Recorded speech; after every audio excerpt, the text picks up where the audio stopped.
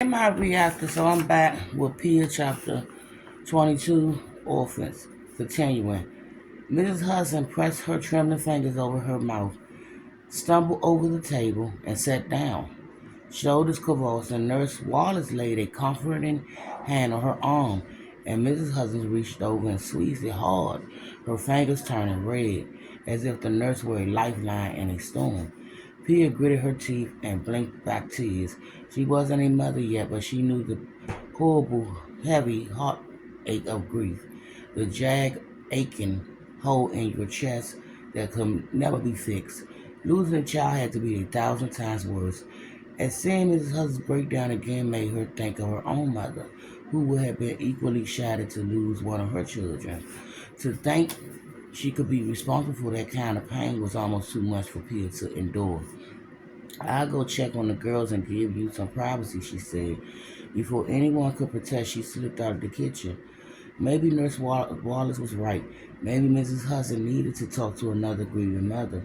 It couldn't hurt and might even help. When she reached the end of the hall, playful voices and a soft giggle floated down the stairway.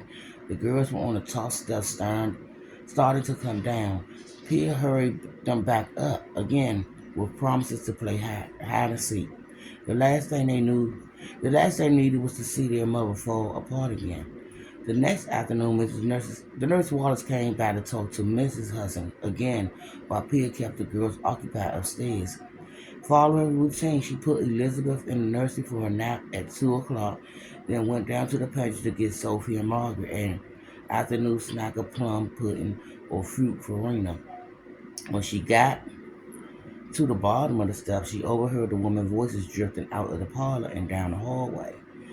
Muddy always said it was wrong to eavesdrop, but she couldn't help straining to hear, one hand on her stomach, ready to run if someone came out the room. She listened partly because she was worried Nurse Wallace might tell Mrs. Hudson about Arlie and Max, and partly she hoped the nurse would say something to help ease her own grief. No one, not the nuns at St. Visit or sweet Sister Agnes had ever talked to her about losing her family. No one had ever tried helping her through her heartache and sorrows. Sometimes the depth of her misery frightened her, and she worried she really might lose her mind. "I'll never be the same," Mrs. Hudson said, sniffling.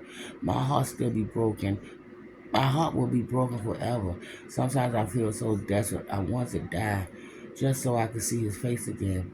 "I understand," Nurse Wallace said. "Truly I do. I feel the same way. The only thing that can help me carry on was helping another like you and helping orphans find new families. I commend you for helping orphans, but I'm not sure I could do that without bringing them all home with me." Nurse Wallace chuckled. "Oh, trust me, then there have been a number of times I wanted to do just that. The conditions in the orphanages are dreadful. They're dirty and overcrowded, and some of the people in charge really don't care about the children at all. Sometimes I wonder if God took my son to lead me to my true calling, helping those in need, especially children.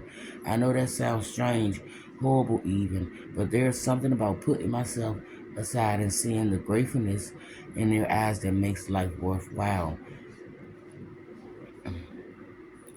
"Well, if that's the way he works," Mrs. Hudson said, "he's not the God I thought he was."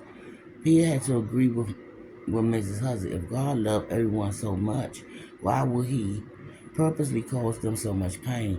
She wanted to listen longer, but Sophie was in the upstairs hall, calling her name. She grabbed the snacks and hurried back up the steps, moving as quickly and quietly as possible. By the third day, it seemed as though Nurse Waller's visits were actually helping Mrs. Hudson. She started combing her hair again and took over the cooking. Pia didn't think the nurse had said anything about her or her brothers yet, and she hoped it would stay that way. Still, she kept thinking about Mrs. Hudson telling the truth before Nurse Wallace could.